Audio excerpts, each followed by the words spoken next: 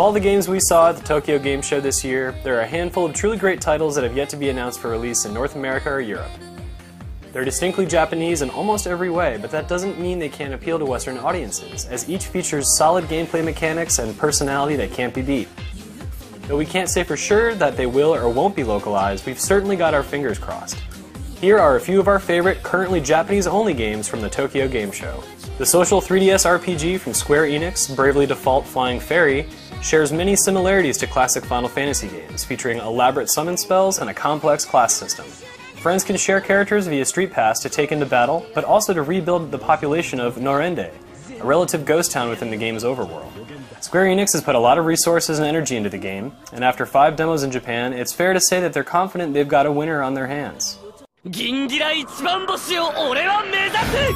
Second on our list is the fast-paced, anime-inspired Lost Planet spin-off, EX Troopers from Capcom and Spark Unlimited.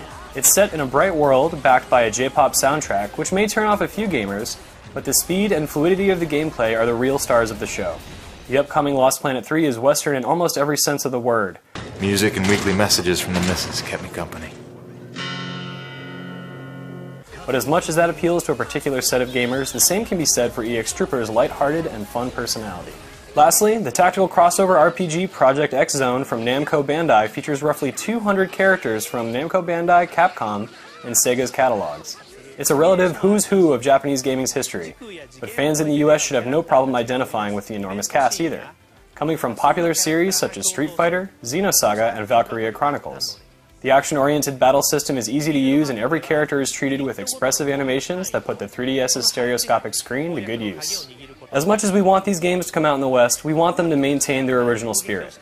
Sometimes licenses do get in the way and changes must be made. But we've also seen publishers completely upend a game in the past in order to avoid potentially alienating their audience. Altering games between regions isn't necessarily what fans want. And, in the example of Elite Beat Agents on the Nintendo DS, the end result is unrecognizable to fans of the original.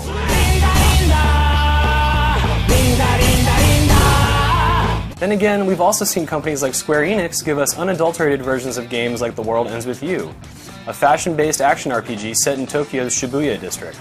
Its identity is undeniably Japanese, but that was part of why it worked, as the end result was met with unanimous critical acclaim.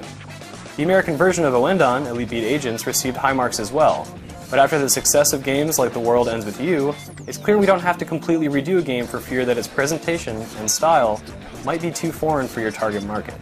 And this is what we want for Bravely Default Flying Fairy, EX Troopers, and Project X Zone. The core gameplay mechanics can easily stand on their own, and the individual styles, no matter how Japanese, deserve to live on as their creators intended. If Capcom, Square Enix, and Namco Bandai can manage to localize these games with their original content intact, they may be pleasantly surprised to see that they still have an audience in the West who clamors for Japanese games, no matter how different or adorable they may be.